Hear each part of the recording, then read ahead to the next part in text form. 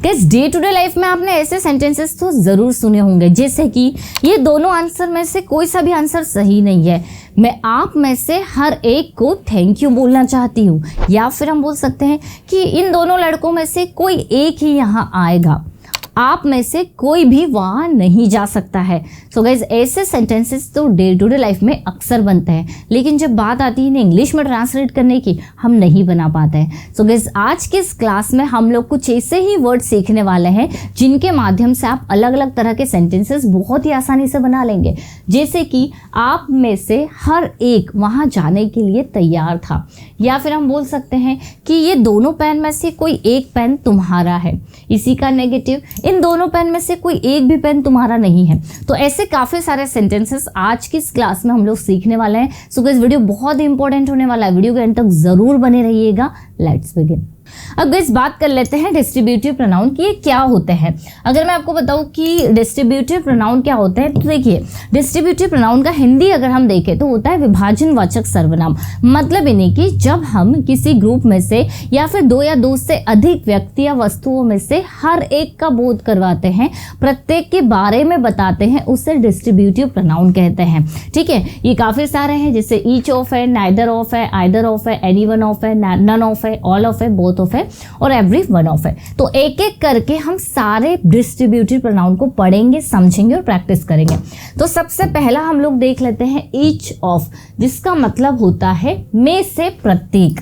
अब कैसे, देखिए जब भी गाइस आप दो या दो से ज़्यादा की बात कर रहे हैं और उसमें से आप हर एक की बात कर रहे हैं, मान लीजिए ये कोई सा ग्रुप है, ठीक है, ये ग्रुप में बहुत सारे मेंबर्स हैं या बहुत सारी वस्तुएं हैं, कुछ भी हो सकता है ना, बहुत सारी चीज़ें हैं, और इनमें से जब आप हर एक की बात करेंगे, इन ग्रुप में से जब आप हर एक की बात करेंगे तो वहाँ पर आपको ईच ऑफ का यूज़ करना है। कैसे, देखिए ईच ऑफ द कार्स मतलब हर कार, प्रत्येक कार वॉज वॉश्ड, मतलब यानी इतनी सारी कार थी और उसमें से हर एक कार को वॉश किया गया, प्रत्येक कार को वॉश किया गया।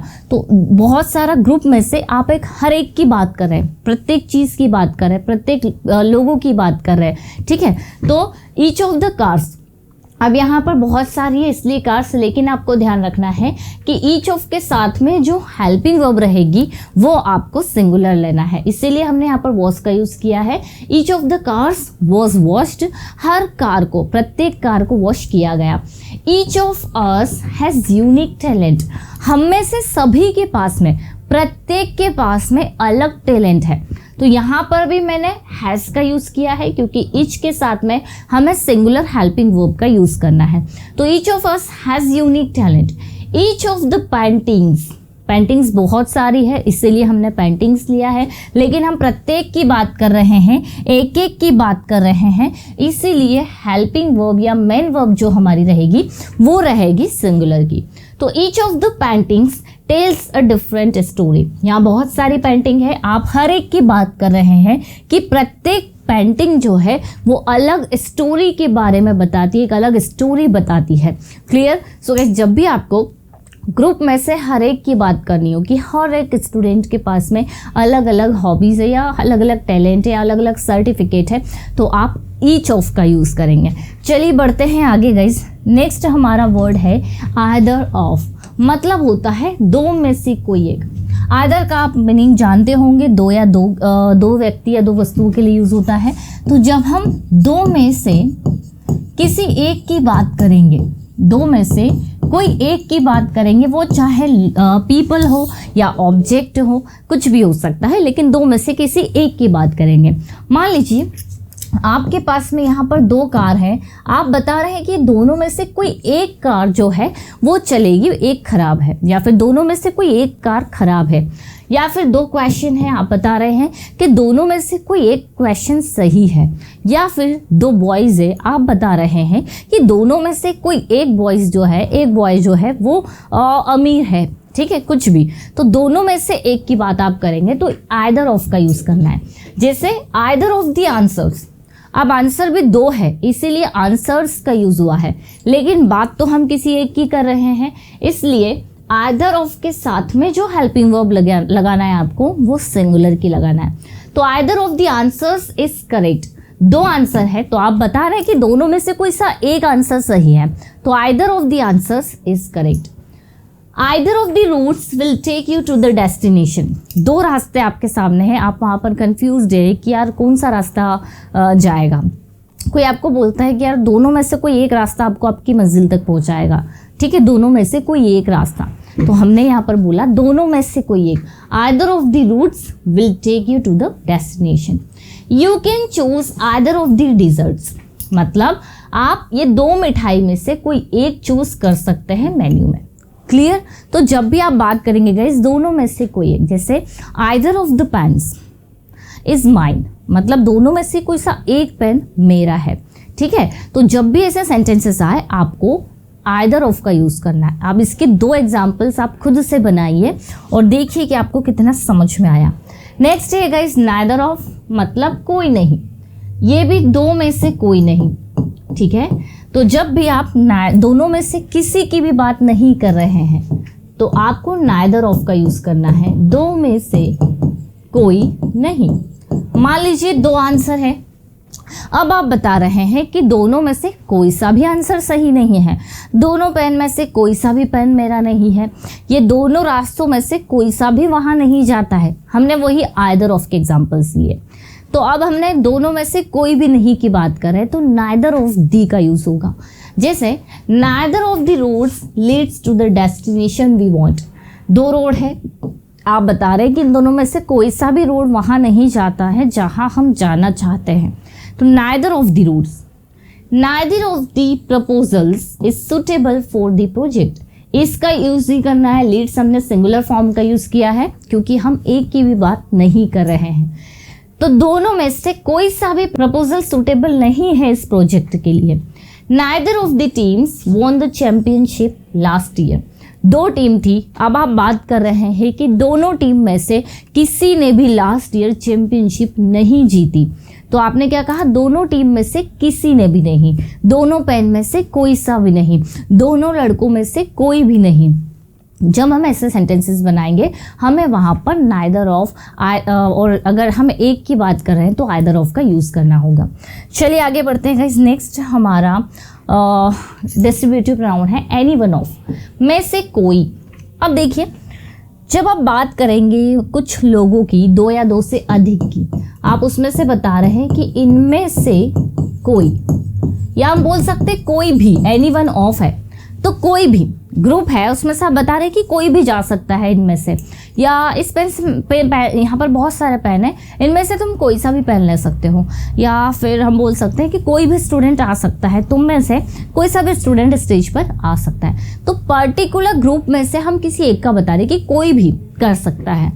जैसे any one of the participants could win the prize, मतलब यानी कि इन पार्टिसिपेंट्स में से कोई भी प्राइज जीत सकता है। यहाँ पर कुड जो है प्रेजेंट की पॉसिबिलिटीज़ के लिए यूज़ हुआ है, तो इनमें से कोई सा भी पार्टिसिपेंट प्राइज जीत सकता है।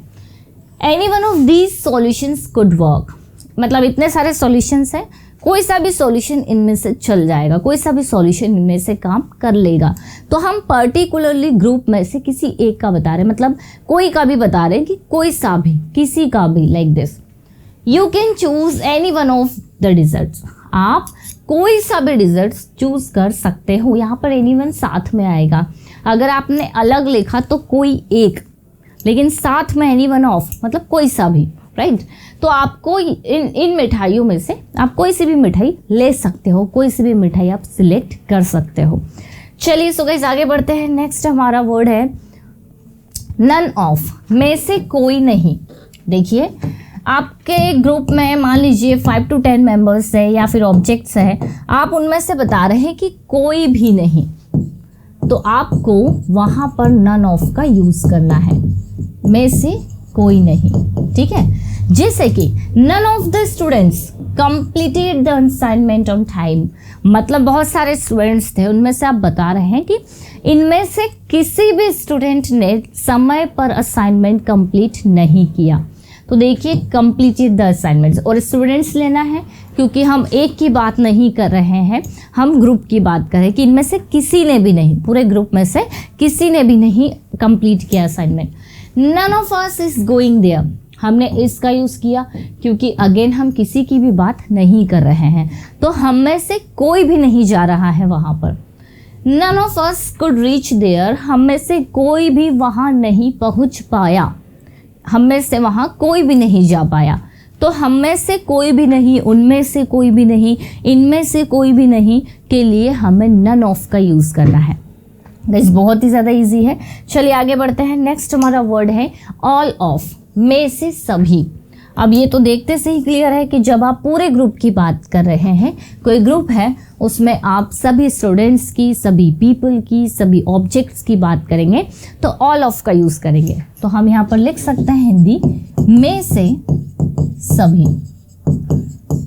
जैसे कि all of the lights were turned off before we left, हमारे निकलने से पहले सारी लाइट्स जो थी वो बंद कर दी गई थी। ठीक है। She read all of the books in series में से उसने सारी की सारी बुक्स पढ़ ली। मतलब ऑल ऑफ मतलब सभी के सभी नहीं, पर्टिकुलरली ग्रुप में हम बात करें कि ग्रुप में सभी के सभी। ऑल ऑफ मतलब ऐसा नहीं कि हर कोई, नहीं, ग्रुप में आप सभी की बात कर रहे हैं। जैसे सीरीज में जितनी भी बुक्स थी उसने वो सारी पढ़ ली। ठीक है। All of the students passed the exam, जितने भी स्टूडेंट्स थे आप उन सभी की बात कर रहे हैं, ग्रुप की बात करें कि उन सारे ही स्टूडेंट्स ने एग्ज़ाम पास कर ली। क्लियर। तो गाइस जब भी आपको बताना हो सभी, जैसे मैंने कहा आप में से सभी लोग बहुत अच्छे से पढ़ रहे हैं या बहुत अच्छी इंग्लिश बोल सकते हैं, मुझे पता है। All of you can speak very well, I know. ठीक है। तो इस तरह से जब भी आप सेंटेंसेस बनाएंगे आपको ऑल ऑफ का यूज़ करना है। बोथ ऑफ, गाइस ये दोनों के लिए यूज़ होगा, दो के लिए ओनली, है ना। बोथ मतलब होता है दो, तो दो की बात करेंगे तो बोथ ऑफ का यूज़ होगा। I have seen both of those movies, वे दोनों मूवीज़ में देख चुका हूँ, मतलब उन दोनों में से जो मूवीज़ है वो दोनों मैंने देख ली है। ठीक है। Both of us are going to market, हम में से दोनों ही मार्केट जा रहे हैं, हम दोनों ही मार्केट जा रहे हैं, इस तरह से हम इसे समझ सकते हैं। Both of them want to clear the exam, वे दोनों ही एग्ज़ाम क्लियर करना चाहते हैं। तो जब भी आपको दोनों की बात करना हो तो आप बोथ ऑफ का यूज़ करेंगे। चलिए बढ़ते हैं गाइस आगे। नेक्स्ट है एवरी वन ऑफ।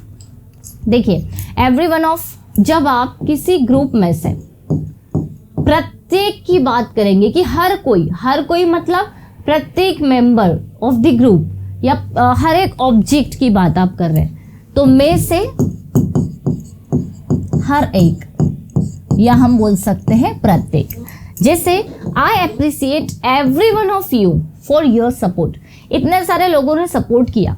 अब मैं थैंक्स हर एक को कर रही हूँ, आई सपोर्ट या आई अप्रिसिएट, मैं तारीफ कर रही हूँ हर एक मेंबर की। I appreciate every one of you, हर एक की मैं तारीफ करती हूँ आपके सपोर्ट के लिए। तो हम किसी पर्टिकुलर ग्रुप में से एक एक की बात करें कि हर एक को मैं थैंक यू कहना चाहती हूँ, हर एक को मैं कुछ देना चाहती हूँ, तो हम एवरी वन का यूज़ करेंगे। एवरी और वन आपको यहाँ पर अलग अलग लिखना है। I want to thank every one of you for your hard work, मैं आप में से हर एक को थैंक यू बोलना चाहती हूँ आपकी मेहनत के लिए। तो आप में से हर एक का, ना कि हर कोई। Every one of the flowers, इन फ्लावर में से हर एक फूल in the garden is blooming beautifully. अब इज लगाया क्योंकि यहाँ पर एवरी वन का यूज हो रहा है। तो इस गार्डन में हर एक फूल बहुत ही अच्छे तरीके से, बहुत ही सुंदर तरीके से खिल रहा है। ब्लूम मतलब होता है खिलना। क्लियर। तो जब भी आप ग्रुप में से हर एक की बात करेंगे वहाँ पर आपको गाइस एवरी वन का यूज़ कर लेना है। सो गाइस ये थे कुछ ऐसे डिस्ट्रीब्यूटिव प्रोनाउंस जिनका use day to day life में तो होता ही है, साथ ही साथ आप इनका यूज़ कर सकते हैं सेंटेंसेस को इफ़ेक्टिव बनाने के लिए, अलग तरीके से बोलने के लिए। सिंपल तरीके से तो हम लोग बोल लेते हैं, सीखते हैं या फिर हमें आते भी है, लेकिन क्यों ना कुछ हम नया सीखें। आई होप गाइज ये छोटा सा वीडियो आप लोगों के लिए हेल्पफुल रहा होगा। आपको कौन से टॉपिक पर वीडियो चाहिए कमेंट करके ज़रूर बताइएगा, उस पर मैं कोशिश करूँगी वीडियो बनाने की। और अगर वीडियो गाइज अच्छा लगा है तो लाइक ज़रूर करिएगा। और कोई इन्फॉर्मेशन अगर आपको क्लास से रिलेटेड चाहिए तो आप इन नंबर पर कांटेक्ट कर सकते हैं। आप ये नंबर नोट कर लीजिए 8719977802। इन नंबर पर आप कांटेक्ट कर सकते हैं अगर आपको कोई भी इंफॉर्मेशन चाहिए तो। मिलते हैं गाइस हम लोग अपने नेक्स्ट क्लास में। Till then bye bye, take care.